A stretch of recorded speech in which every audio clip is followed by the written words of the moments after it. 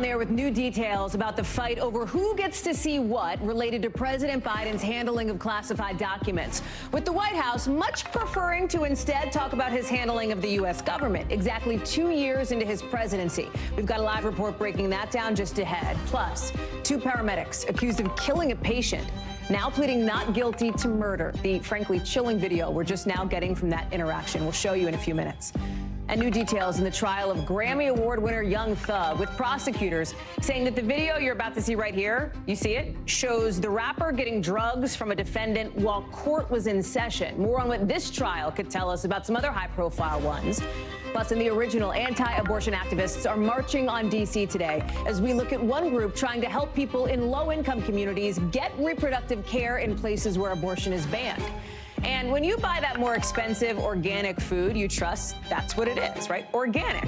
Turns out that's not always the case. We're getting into food fraud and what the feds are doing about it starting today, a little bit later on in the show. Hey, I'm Hallie, and we're coming on the air with a new preview and new details on the fight to come between the Biden administration and the Republican-controlled Congress. The oversight wars, if you will, with NBC News first to report that the DOJ is telling top Republicans, listen, we'll try to cooperate with your investigations, but only on stuff that we are not actively investigating ourselves. So what does that mean functionally? It means that Republican Congressman Jim Jordan, the head of Judiciary, is not going to get his hands on the info he wants on President Biden's handling of classified documents. That is the saga that just won't quit. But the White House is trying to, focusing instead today on President Biden's milestone halfway point in his presidency so far, trying to turn the conversation today to his accomplishments, his wins, exactly 2 years in, citing stuff like the bipartisan infrastructure law, a big gun safety law, and his appointment of the first black woman to serve as Supreme Court justice. Of course, there's a gray area, the economy. We're still dealing with inflation, although that's getting a little bit better now that the Fed has hiked interest rates a few times. All of it, right? Perhaps a preview of what's to come in his State of the Union speech in a couple weeks, with the political football of these classified docs still very much on the playing field. Joining us now is Monica Alba. And Mon, today is all about the White House trying to, point to accomplishments at the halfway point, et cetera. But we're also getting this new information out of the Department of Justice, basically telling a Republican Congress, like, we will try to cooperate with you, but not so much on this particular issue. I mean, it is such an interesting and I think illuminative juxtaposition of what the White House wants to talk about versus what they are going to have to talk about. You said it, Hallie, political football. To continue the sports metaphors here, the White House is really feeling like the best defense, which, let's be honest, they're on defense right now, is a strong offense. And that is why you saw them employ this newer strategy in the last couple of days of really going after House Republicans, saying that they were the ones playing politics in terms of requesting some of these things when it comes to the investigations. But at the same time, this is a White House that almost as a broken record for the last 10 days or so has said, above all else, we are going to cooperate with the Department of Justice and the review. So whatever the DOJ wants to do, basically, we're cool with it. That's the message from the president and from his top aides. And obviously, after days of not answering some of those shouted questions, and we still don't know some of the underlying fundamentals to this entire controversy, the president did come out yesterday and he read that statement. And again, he reiterated, I believe that I've done everything my lawyers have told me to do, that there is no there. And he even went on to say he has no regrets. But the truth is, we just don't know exactly how this is going to play out once the congressional investigations do start to gain more steam. The White House has said, look, we're going to try, but we're going to cooperate, in their words, in good faith. And you even saw this week the White House counsel spokesman saying if the Republicans aren't going to do their own thing in good faith, then we may not either. But this is in the hands of DOJ ultimately. There's another interesting juxtaposition that is sort of being highlighted today here, too. As President Biden, we know has faced some headwinds in his first couple years of office. The Supreme Court overturning Roe, which we'll talk about later. Republicans taking control of the House of Representatives, for example. But there is this juxtaposition now, and this is the backdrop between Joe Biden, the president, and Joe Biden, the potential 24 candidate, right, for the next election cycle. I am certain that some in the White House are hoping that he is not a one-term but a two-term president here. And I think the president would tell you he thinks that as well, Hallie, and I think that is what he is planning on. And I'm told that this does not change that calculation. Does it shift the timeline? It looks like potentially yes. A couple of months ago, before all of this unfolded, there were conversations about maybe even in the early part of the year, this decision would be finalized and announced. Remember, the president was the one who said he was going to talk about it with his family over the holidays. Now we're here after that, but we're in the middle of this continued now special counsel investigation, and the White House is saying we don't obviously want to announce something like this if this is ultimately what we're going to do with all of this political firestorm in the background. We would like to see if this can settle a little bit, or we would like to see if maybe some other information that comes out can help us to continue with this case they've made, even though, of course, they've come under a ton of criticism for not being forthcoming enough when this news broke, because, again, it was the media that reported it, not the White House coming forward to disclose these discoveries, Hallie. But I'm told the 2024 announcement, if and when it does come, it won't come until after the State of the Union, and we know that's early next month. So there's a little bit of time to see where this story that's really complex goes. Monica Alba leading us off tonight here on the show. Mon, thank you very much. So listen, we say this all the time here. The markets are not the economy. And what's interesting is the numbers we are seeing today really reflect a kind of confusing picture we're getting right now. Why? Because look what's happening with Alphabet, the parent company of Google, laying off 12,000 workers today. It's about 6% of its workforce, with the CEO saying, hey, listen, this is the economic reality right now. Look at all these companies you see on your screen, all of them. They've cut hundreds to tens of thousands of jobs over the last year. And yet, Alphabet stock is up 5% today. Stocks across the board are up, especially look at the bottom at NASDAQ. That specifically looks at tech companies. Tech companies are the ones that have borne the brunt of so many of these layoffs. So how does that make sense? CNBC's Jennifer Elias joins us now. Help us understand that, right? Because when you look at these companies saying, hey, the economic climate means we're going to have to do these layoffs, and then you look at the markets, which are rising on that news, it seems a little tough to understand. Yeah, Hallie, it's an interesting thing because you see these big numbers and it's easy to get spooked by the headlines of Microsoft, Amazon, and today Google laying off more than 10,000 employees. But you kind of have to look at the context, step back from it, and those of us in tech have seen these companies have hired an exorbitant amount of employees over the last couple of years through the demand from the pandemic. A lot of people working from home, needing a lot of software services, and these companies were there, and they needed more people. So I think now that the economy is turning a bit, and there's a lot of relation to also that companies are spending less on advertising budgets. That's definitely affecting Google as well. Interest rates, inflation, that's all affecting these companies as well. And I think Wall Street wants to see them cut and make some more progress in being a bit more productive in terms of how the workforce is. And even workers, I will say, are optimistic. It's still a very competitive market for talent. Startups are able to get some of these employees that are being laid off from big tech companies. And so despite the spook, there's still very low, very high quit rates and very low unemployment rates. There's one other thing that's kind of confusing here, right, among other things, as we look at these dichotomies, these things that seem like they're opposites. Younger tech workers seem pretty optimistic. Our team at NBC News Digital spoke to a few of them, one of whom said, I'm feeling really good about where this is going. And yet you have these layoffs. Help us understand where that optimism is coming from. And if these tech layoffs that we're seeing right now that are driving so many headlines today have actual relevance if you don't work in that industry. If, let's say, you're a retail worker or like you work in the news industry or whatever the case may be. Right, yeah, I've been sort of hearing a mix. There is definitely optimism. And, you know, for some of these generations, this is the first time for Gen Z and some millennials that they're seeing these economic downturn. So they're seeing that these job cuts and widespread layoffs. But on the other hand, as I mentioned, it's still a flourishing talent market right now for technical roles, despite what industry you're in, whether you're in tech or not. And so I spoke with a lot of employees who and founders of startups and people in the medical field, sort of non-technical fields that are able to hire these employees. And so they're seeing opportunities there, and they're still getting, you know, people reaching out to them for jobs. So it's definitely not a lost hope. There's definitely opportunities out there for them. Jennifer Elias, thank you very much. Good to see you. Two Illinois paramedics today pleading not guilty to murder, accused of killing a patient. 35-year-old Earl Moore Jr. We're about to show you some body cam footage that's just been released of what happened in December. We should warn you, some of it is disturbing. Police responded to the initial call. They say they found Mr. Moore having hallucinations because of alcohol withdrawal. They called in paramedics to try to get him to the hospital. Again, we're going to play some of that interaction. We've issued that warning about the video being disturbing. Watch. Sit up now. I am not playing with you tonight. Sit up. Earl, do you want to go to the hospital, ma'am? We need to get up. You're All gonna right? have to walk because we ain't carrying you. So let's get up on your feet.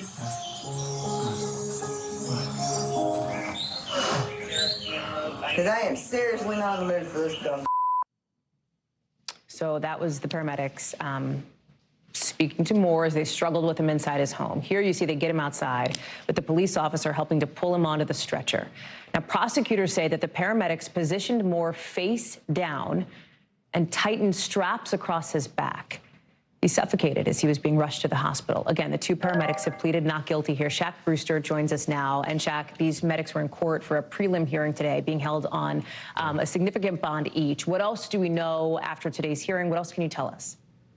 Yeah, that $1 million bond, Hallie, and we saw those two paramedics appear in court. This was a pretty extensive hearing. It was a preliminary hearing, but it essentially was a hearing for the judge to determine if there was enough evidence for this to now go on to trial. The judge said, yes, there is enough evidence for it to go on to trial, and that's where you got that not guilty plea from those two now defendants. Taking a step back, we heard the prosecution both in court and when they were announcing these charges argue that the reason why they're charging these two with murder is because they essentially didn't provide the care that they were trained to do, that it's not about intent or malice here, but that they knew that they shouldn't put someone face down and strap them, and they did so despite that. And that's what the prosecutors were arguing, not just in court, but as they were announcing these charges and as they released the body camera video earlier this week, Hallie.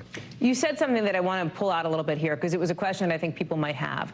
Is there any instance in paramedic training about putting somebody face down, right, on their stomach on a stretcher and tightening the straps like that? Is that ever like a medically indicated thing to do? Do we know?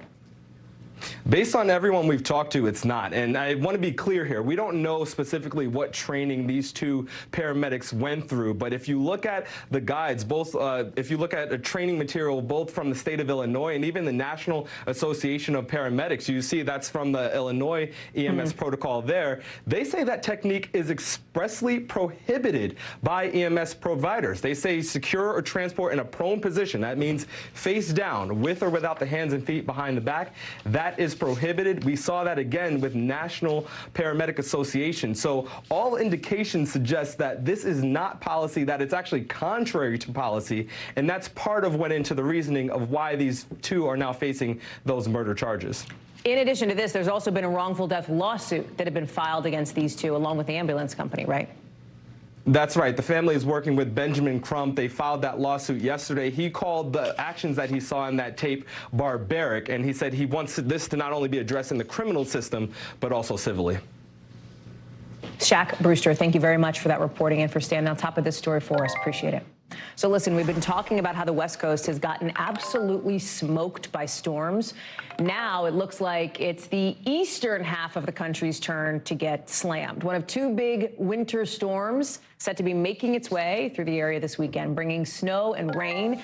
You've got Massachusetts, New Hampshire, New York tonight, feeling what's left, right? The lingering impact of the storm over the last 24 hours, with more on the way.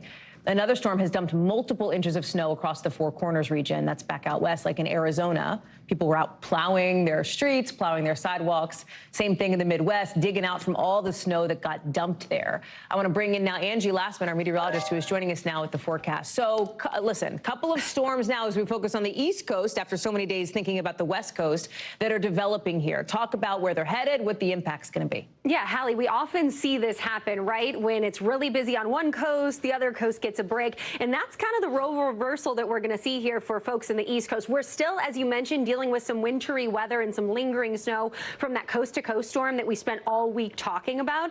That eventually is going to slow down. We'll start to see the lingering snow showers taper off, and we'll be a little drier here as we get into tomorrow for folks in the Northeast. You can see the situation right now.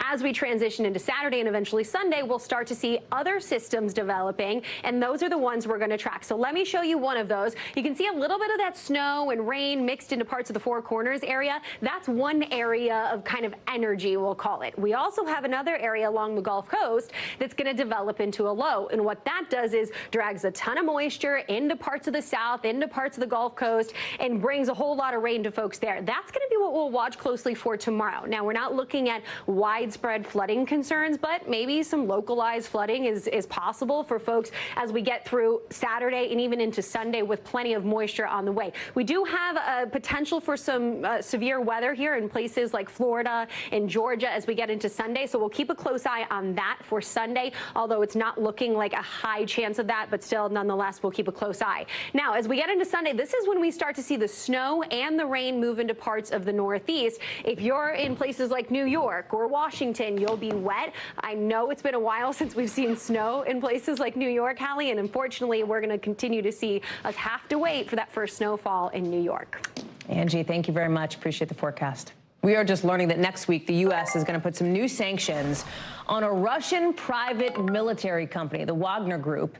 Any moment, the Treasury Department is going to call it a transnational criminal organization. This is a big deal. Here's why. U.S. officials say this, mercenary group has been helping the Russian military in the war in Ukraine. So these new sanctions basically freeze any of their assets in the U.S. It stops Americans from working with them in any way. And it's, you know what it really does? It sends a signal to Vladimir Putin and to Russia to say, we see you, we see what you're doing, and this is not okay. What's interesting, Putin more and more has been leaning on this group for military support. They're pretty controversial. Some of its quote-unquote soldiers, if you will, have been recruited from prisons and accused of war crimes. Raf Sanchez is joining us now. And Raf, these sanctions, according to the White House, they say these are just the beginning. They're hinting at more to come. Talk us through it. Yeah, Hallie, so the Wagner Group is both a private military company and, as you said, it is basically an extension of the Russian state. The White House saying there are some 50,000 Wagner mercenaries fighting in Ukraine right now. Interestingly, about 10,000 of them are professional soldiers of fortune. The other 40,000 are those convicts from prison who have been freed from jail on the agreement that they go and they fight in Vladimir Putin's war. And the rationale from the White House here is if you hurt the profitability of the Wagner Group, you are also going to hurt Putin's ability to wage war in Ukraine. Now, this group is run by a man sometimes referred to as Putin's chef. He's an oligarch. His name is Evgeny Brezhnev, and he has been kind of in a power struggle with the Russian military, saying he deserves a lot of the credit. His convict soldiers deserve a lot of the credit for the little bit of grounds that the Russians have been making in the East recently. And as you said, they are playing a bigger and bigger role, not just in Ukraine, but it was also apparently Wagner mercenaries, according to the White House, who were sourcing artillery shells from North Korea to try to make up for the shells that Russia can't get elsewhere in the world. Hallie? Part of what needs to happen here, right, according to the U.S. and I think in the eyes of the U.S., is that Ukraine needs the support, in whatever form that takes, to be able to push back against not just the Wagner Group, not just these mercenaries, but against, obviously, the broader Russian military effort in Ukraine. What that entails, right? An aid package. You've got Secretary Alston announcing sort of the finer details of what we had heard over the last 24 hours will be coming, something like $30 billion. There's this question of tanks. You heard President Biden in this quick Q&A today say something like, we would consider the option of maybe giving tanks. I'm paraphrasing here. And yet, this tank issue is a thorny one diplomatically. Explain that and explain why Germany's a factor here. Yeah, so big summit today at Ramstein Air Base in Germany. The hope was that this summit was going to lead to a deal for the Western allies to provide tanks to Ukraine. It didn't happen. It is partly because Germany is very reluctant to either send its own Leopard tanks to Ukraine or to allow other NATO allies who use those German-made tanks to send them to Ukraine. Now, a couple of reasons for this. Germany has been very wary about escalating the confrontation with Russia. We've talked about this, Hallie. Germany very reliant on Russia for energy, so Putin has a lot of avenues for retaliation if he decides to go down that lane. But an American official telling NBC News that the Germans are saying they won't provide tanks to Ukraine unless the U.S. agrees to send M1 Abrams tanks. And the U.S. is saying that is not practical. Those are tanks that need a lot of upkeep. It's just not going to work here in Ukraine. Hallie? Raf Sanchez live for us there in Kyiv on the ground. It's great to have you with us. Thank you, Raf. Lunar New Year officially kicks off this weekend, this Sunday.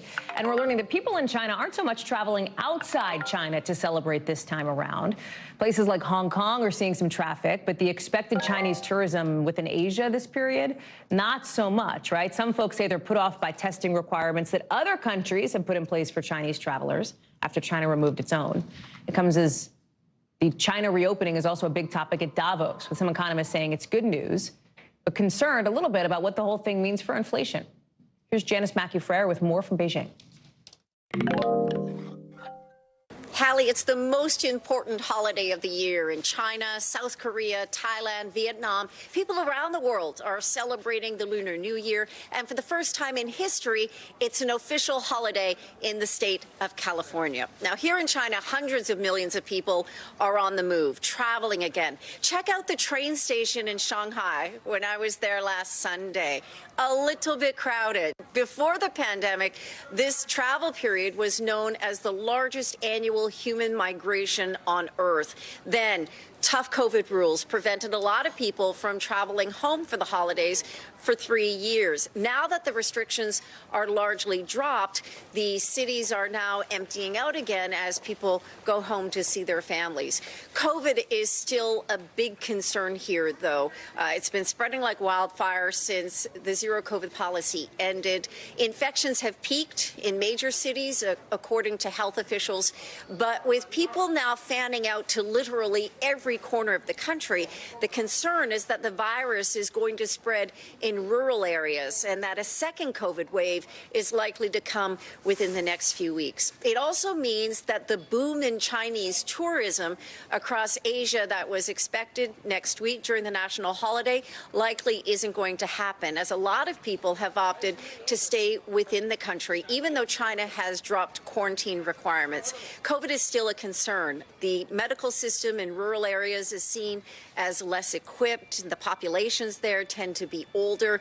Health officials had advised people to reconsider traveling at this time of year, but they didn't slap any restrictions on travel. They also want to show that China is reopening to tourism and to investment. It's been a big topic, a hot topic at the World Economic Forum in Davos, that the world's second largest economy is open for business again. But for now, it's all about the New Year this weekend. It's about getting together with family. It's about eating a lot. It's about wearing red and saying goodbye to what was a pretty ferocious year of the tiger and ushering in the year of the rabbit. Hallie? Our thanks to Janice Mackey-Frere for that reporting. One big thing that's been looming over that big economic meeting in Davos we mentioned, literally looming over it, lack of snow, very little snow. So is this year a preview of what's to come? We'll take you live to the Alps later this hour. Plus, the Pentagon says a Russian spy ship has been patrolling off of our U.S. coast for weeks. We'll tell you why in the 5 things.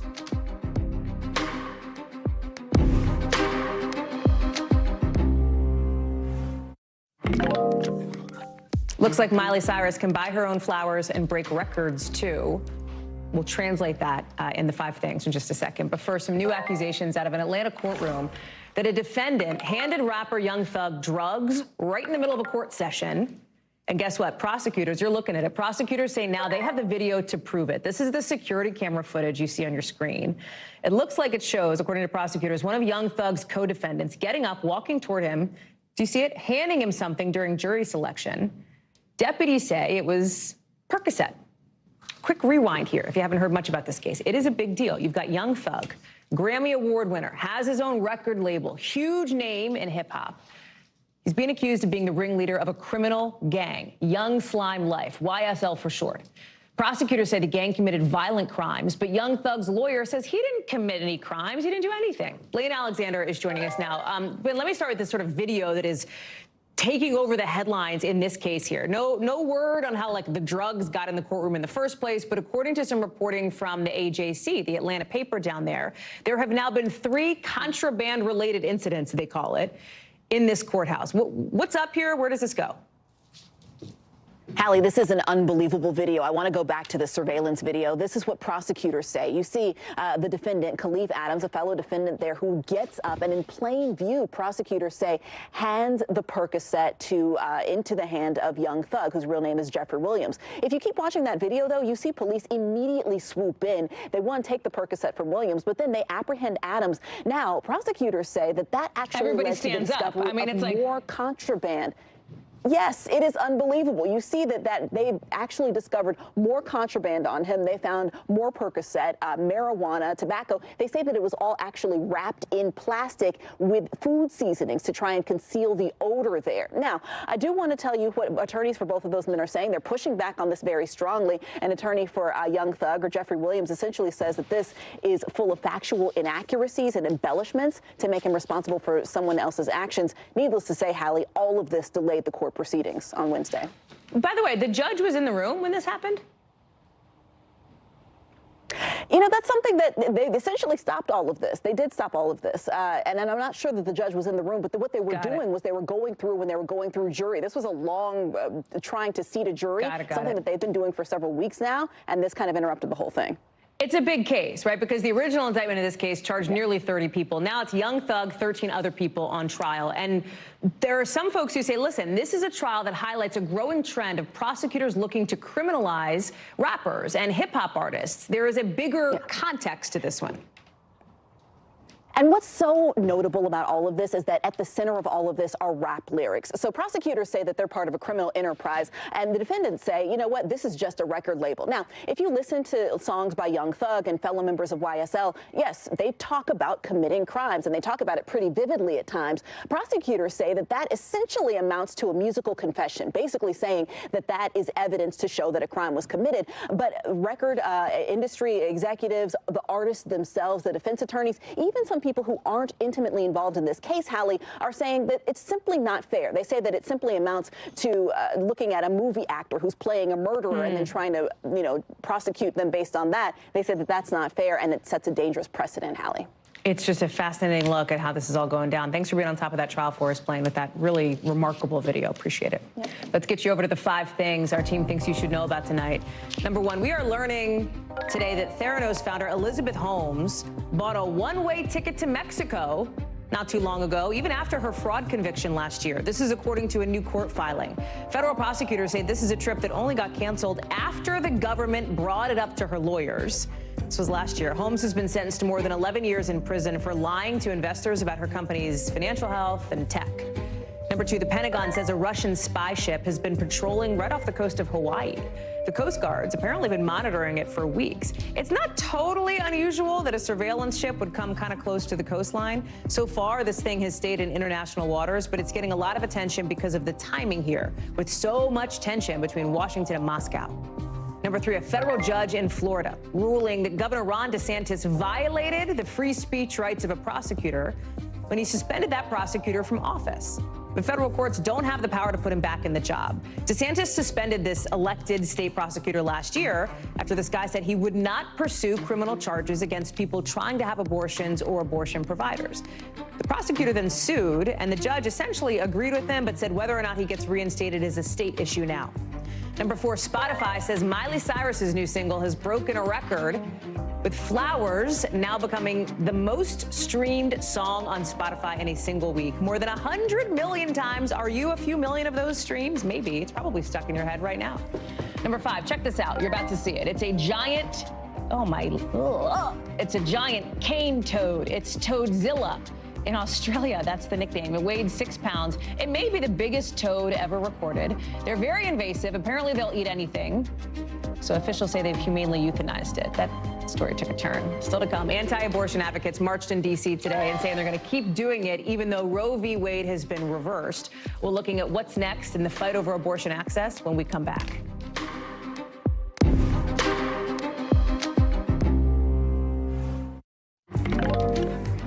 Opponents of abortion rights taking to the streets in D.C. today. They are out for a march, the first March for Life since the Supreme Court overturned Roe versus Wade last summer. And you might be thinking, okay, well, why are folks still marching if Roe is no longer the law of the land? Well, these activists say they're going to continue to keep marching every January because they believe their work is not done. They think the overturning of Roe is simply the first step.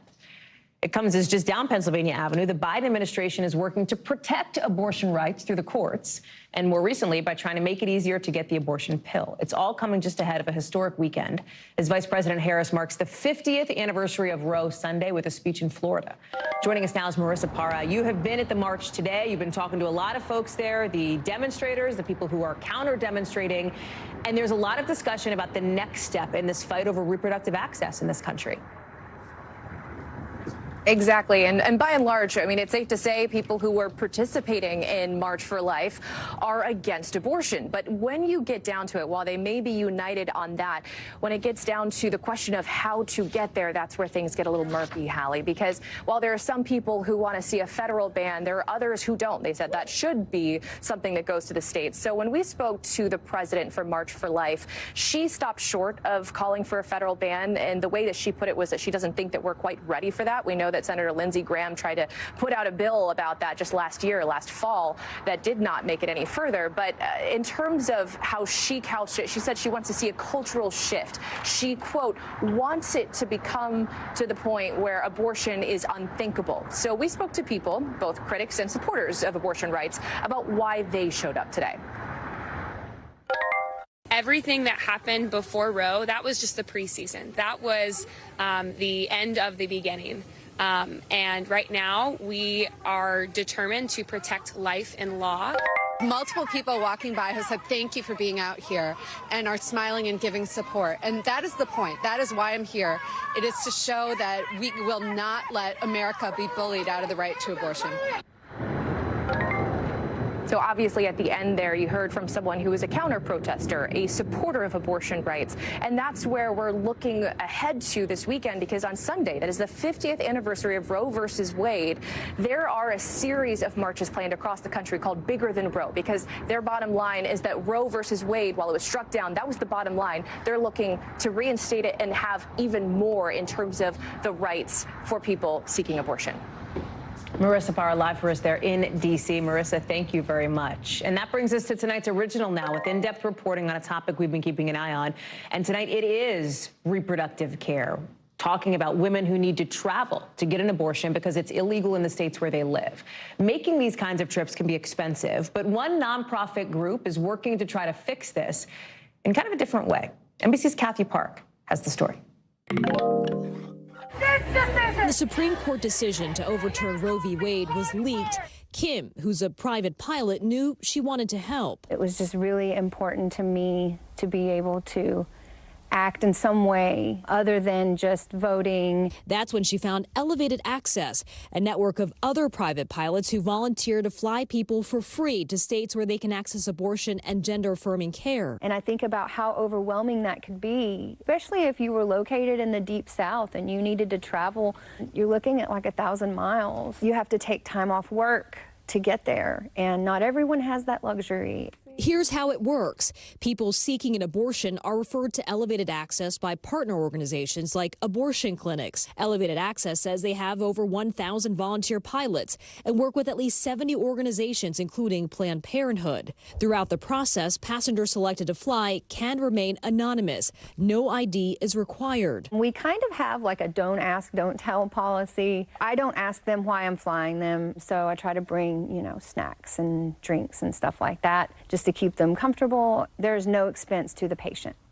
The end of Roe v. Wade created a lot of barriers for people seeking abortions. 12 states are now enforcing near total bans, with limited exceptions, according to the Guttmacher Institute. Since abortions are banned or not available in a number of states, millions of people are unable to access a provider in their home state. But volunteering for an organization like Elevated Access can be risky. Some states prohibit any assistance of an abortion, and that could include helping someone travel out of state. On paper, these pilots are certainly assisting an abortion. Harassment is also a concern, which is why we're keeping Kim's last name anonymous. But for Kim, despite the risk, she continues to volunteer because this kind of work is personal. At some other stage in my life, I needed abortion care, and I know that feeling and how desperate and how scary and lonely it can feel. Social media platforms like TikTok are providing greater exposure, inviting more pilots to get on board. That's how Kim learned about the initiative. If you're a pilot with an aircraft that can donate your time and resources, contact them. Gynecologist Dr. Jessica Shepard believes volunteers like Kim are an important part of providing access to abortion care, especially in low-income communities. Majority of women who do seek abortions are from low-income communities, already have one or more children, and we're starting to see that disparity grow even more between those who are able to access care and those who are not. Considering fewer than 10% of pilots are women, according to the FAA, Kim feels a sense of girl power when volunteering. Here we are, we're breaking into this male-dominated world. We're here to support other women and help them get the health care they need. Taking to the skies and going the distance for abortion care. Kathy Park is joining us now. Kathy, thank you for bringing us this story. What's so interesting, you mentioned how you only identified that pilot by her first name because there are layers of anonymity, not just for the pilots, but of course, because of the sensitivity of these missions for the patients. Tell us more about what these journeys are like. Yeah, so some say that the best way to describe the model, it's similar to Uber and Lyft. So these pilots are offering transportation only, no questions asked. They don't ask what the purpose of their trip is. You saw there, it's a very small plane, small aircraft, and the journey can be several hours. And in some cases, for the passengers, this is their very first flight. So that can be a little nerve-wracking. So Kim, you heard her say she tries to make the flight as comfortable as possible, offering snacks and drinks. But I thought what was interesting is that she said she is not a counselor. She is a pilot. She knows her role in this journey, and she said the goal is to bring these passengers, these folks, from point A to point B. Hallie? Kathy Park. Kathy, thank you very much for that. Appreciate it. Coming up here on the show, some new federal food rules cracking down on what is considered organic and what is considered just fraud. Plus, a food warning in Michigan, what police think somebody's trying to do with these messed up marshmallows. Ugh. Later on in The Local.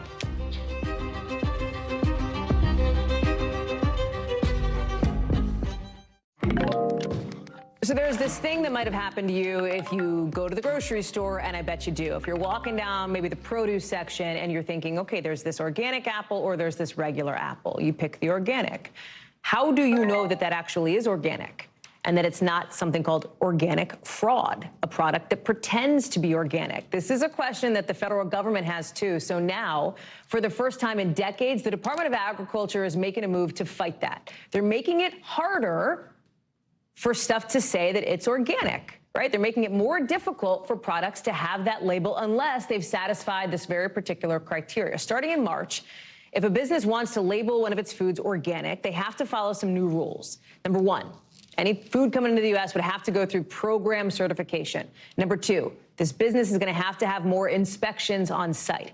Number three, there's going to be more certification at key parts along the supply chain to show that, yes, this actually is organic. Gotti Schwartz is joining us now. This is big business, Gotti, right? Like the sale of organic foods has more than doubled in the past 10 years. It is a $60 billion plus industry. The Organic Trade Association wants this to kind of protect the organic brand, right? Yeah, Hallie, and whenever you get into the billions, you can expect some sort of fraud somewhere, right? So over the past few years, we've been seeing these major organic fraud cases where sellers have been caught slapping organic labels on things that aren't organic so they can charge those higher premium prices. For example, in Iowa, there was this one case where $142 million of non-organic grain sold as organic. South Dakota saw $71 million in one case alone of non-organic grain and oilseed sold as organic. Minnesota had a $46 million case of non-organic grain that was sold. And then there was this massive fraud ring bringing in non-organics from Eastern Europe and selling them here in the United States as organic. There are likely many more cases. Those are the ones that investigators know about. So now the USDA is trying to beef up its law enforcement abilities, its enforcement abilities, and some of those organic imports requirements. They want more random spot checks as well, more organic certifiers out there to make sure that what you think is organic is actually organic when you're in the grocery store. Hallie? It's already more expensive to buy organic anyway, right? Like it is, it's a privilege to be able to afford it. Is this going to make it more expensive? Like all these things that businesses are going to have to do, is that going to spike the price?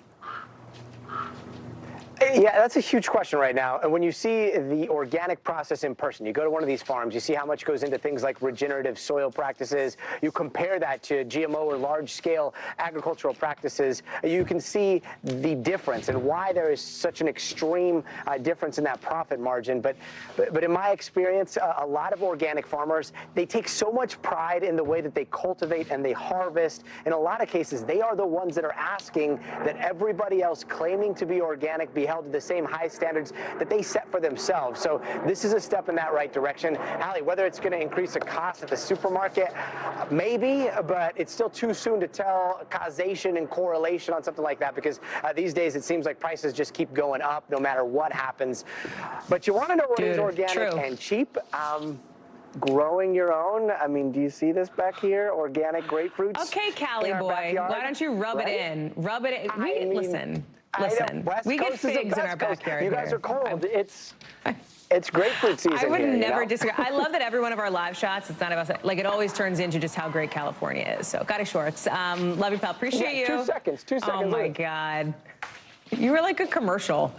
You're like a commercial for a human being. That's for you. I can't even take you. I'm going to peel this and eat this just for you. I hope you and Kimmy enjoy it for dinner. Thank you. Bye. Appreciate you. NBC News covers hundreds of stories every day. And because you couldn't possibly read or watch or listen to them all, our bureau teams have done it for you. This is what they tell us is going down in their regions in a segment we call The Local. Out of our Northeast Bureau, a New York man was sentenced to 60 years in prison today for sex trafficking and extorting his daughter's college schoolmates. Do you remember the story of Larry Ray, Lawrence Ray? He was convicted last year on charges he moved into his daughter's dorm room at Sarah Lawrence and abused students for nearly a decade. A judge calling his crimes today particularly heinous. Again, that sentence is something like 6 decades. From our Southeast Bureau, Florida Governor Ron DeSantis' administration is blocking a new AP course on African-American studies from being taught in high schools. It says the course violates state law and is not historically accurate. Education officials didn't specify like what exactly they found wrong with the class. The College Board oversees AP courses and says all new ones go through piloting and revising in the first couple of years. And out of our Midwest Bureau, police in one Michigan neighborhood are trying to look into this really, can I just tell you, like messed up story? Somebody's been leaving marshmallows stuffed with nails, metal shards, even fish hooks in people's front yards. Police think somebody put them there to hurt pets or other animals. Luckily, no reports of any injuries yet. They've been spotted at least 4 times. So not like a million incidents, but like, can we just, like, what's wrong with people? You know what I mean? Like, don't do that. Just a life lesson. Let's go overseas because the Alps have been unseasonably warm this winter, which means that at Davos, where the world's elite have shown up to talk and chat and, let's be honest, party, they are getting a good look firsthand at the impact of climate change. Because there's so much snow, this is what the slopes look like. And now experts are sounding the alarm that Davos's power players need to use their many resources to do something now. Here's our Keir Simmons. Switzerland in winter, without the snow. Seems hard to imagine, right? But it's a warning that climate change experts have been making for years. By 2050, they say, the Alps, Europe's picturesque mountain range, will have 40% less snow cover. And this year may be a preview of what's to come. From the town of Kerr, we take a ski lift built in the 1950s. Back then, it passed over ski slopes, but not anymore. We must accept that the nature is changing. Our guide, Thomas, says this winter has been like no other. So in these 30 years which I'm here, I don't remember me. Not in 30 years. He takes us across what looks like a snowy landscape, but looks can be deceiving. I can't believe it's January. It's January. And I'm standing in a ski resort with no skiers. Yeah. You see snow, but it's 3-4 centimeters, 5 centimeters. He says they couldn't open the resort because there's just not enough snow on the slopes. If we get down here... Yeah, you see, the plants are coming. I've just dug down, and there's the ground. How do you feel when you stand here? Oh, it's really sad. Close by in Davos, the World Economic Forum this week, a gathering of world leaders and business titans who this winter are seeing for themselves the reality of climate change. But a 2015 pledge made in Paris to try to limit global warming to 1.5 centigrade, 2.7 Fahrenheit, now looks increasingly unlikely. To say it's too late is, I think, a defeatist attitude. We do not want 4 degrees, that's for sure. We don't want 2 degrees, but if we get 1.52, that's also much better than 4. There's nothing quite like skiing in the Swiss Alps. And this week, if you went high enough, you could leave the world's climate troubles behind. Almost. Up here at nearly 10,000 feet, there's a glacier, so the skiing isn't bad, but look across the Alps there. In the distance, plenty of snowless mountains. Many of the slopes seemed emptier than normal, some skiers simply choosing to stay away this year. It's good skiing. You just worry whether in decades to come, even this glacier will be under threat. And while temperatures on this mountain finally dropped this week, those who have come are making the best of it. So I'm very concerned that in the future we might not be able to do this anymore. So yeah, it's a big problem. Yeah, that would be sad, definitely. But worrying, not that much, I guess, but maybe we should more. Scientists say climate change is having a devastating impact around the globe. From flooding to droughts, superstorms to wildfires, and their predictions for what could be in store are frightening. But what's unfolded this year in the Alps is bringing home to many Europeans what is already clear to millions of people around the world. Perhaps that's a good thing. Keir Simmons is joining us now live from Switzerland. Hell of a piece, Keir. It is so, and I want to just get at something that I think there may be people feeling, which is like, okay, world's smallest violin, that like the rich people in Davos don't have such nice ski slopes. But what is so important about this story is how visually it tells us, the climate crisis is here, and it's sending a message, That's right, Hallie. I mean, we've seen it on the show, haven't we? When I've been talking to you through this week, behind me, earlier in the week, there was no snow. Now you can see there's snow. It's cold now, -7 centigrade. I'm not very good at Fahrenheit, but I think that's under 20 Fahrenheit. I don't know. So it's cold now, but it wasn't. But listen, it's cold now, but it wasn't, and that's what those folks in Davos have been seeing. Now, you're right. Davos is described by many as a kind of poster child for virtue signaling. Greenpeace saying that so many private jets were used that it's equivalent to 350,000 average car journeys. More than 50% of those journeys, Greenpeace says, could have been taken by train. So there are inevitably people questioning it all. However, of course, there were very influential people. They saw Switzerland with so much less snow. That surely had an impact. Keir Simmons, again, thank you so much. Safe travels home. I know that Davos is wrapping up, and we look forward to seeing you back where you belong, which I'm sure you would argue is the ski slopes. We know it's back in London. Thank you, friend. Appreciate it. When we come back, the Bills and the Bengals face off this weekend for the first time since Damar Hamlin got hurt on the field. We'll tell you what to watch for next.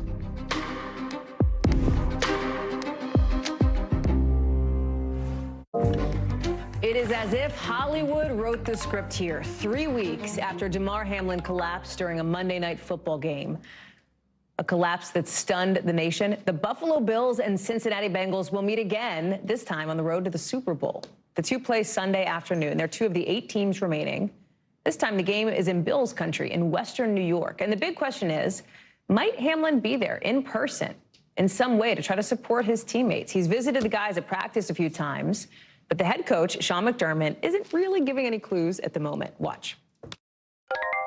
We're just going at DeMar's cadence, really. It's what he needs and how we can help him and how our training staff can help serve him. We're just there for him and want the best for him right now. So it's been good having him around when he's been around here. NBC Sports' Corey Robinson joins us now. Corey, it's good to see you. And Coach McDermott puts the focus, I think, rightly on what is the most important thing and has been since that Monday Night Football game, and that is Damar Hamlin's recovery process. We're getting some new information from a source close to him here. Fill us in. Yeah, so the recovery process is lengthy, and I think this is something that is very challenging, because we think, okay, well, we want updates. The world is trying to show its care and compassion, but the reality is, he still requires oxygen. And yes, he's been in the facility almost daily, Coach McDermott has quoted saying, but there is questions, okay, well, what does that recovery process look like? He's still getting winded very easily. So I do wonder, Hallie, like, what is the average recovery time for, someone who's peak physical condition, having a cardiac arrest, trying to not only, recover just physically and be able to walk around and move, but also maybe potentially play again. What does that look like? Traveling, it's unclear at this moment. So much attention is going to be on sort of Damar Hamlin and his recovery. There's also a lot of attention on just the playoffs themselves, right? I am a Philadelphia Eagles fan. The Philadelphia Eagles are in the playoffs. So Saturday night, you know what I'm doing. But one interesting thing to look for this weekend is it's only the second time in the Super Bowl era that all of the top 8 quarterbacks, like all the QBs in the playoffs right now, are under the age of 30. My Jalen Hurts, he is only 24 years old here. I mean, it's just another dynamic at play. And, potential MVP candidate, him and Patrick Mahomes going head to head. Straight up. Say it again for those in the back. Thank you. So the Eagles have been the best team, by far during the regular season. However, right now, the two teams I'm looking at are the 49ers and the Chiefs, right? I mean, the Chiefs, they've been there, done that. They lock and load without Tyrann Mathieu, without Tyreek Hill. They're still the Chiefs. They're still amazing. Patrick Mahomes trying to get back to the AFC Championship 5 straight years. And they haven't lost since December 4th. Now, the 49ers right now are the best team in football. So that's interesting. Jalen Hurts is recovering from that strained shoulder, throwing shoulder. So I am curious to see, but my eyes go straight to that Cowboys-49ers game. Okay, Corey Robinson, let's see. I'm sure we'll talk again on Monday. Appreciate you. Thank you very much. Appreciate all of you tuning in with us here on a Friday night. That does it for us this hour. More for you here on Monday. Will I be wearing my Kelly green? We'll see. Same time, same place. Coverage picks up right now. Thanks for watching our YouTube channel. Follow today's top stories and breaking news by downloading the NBC News app.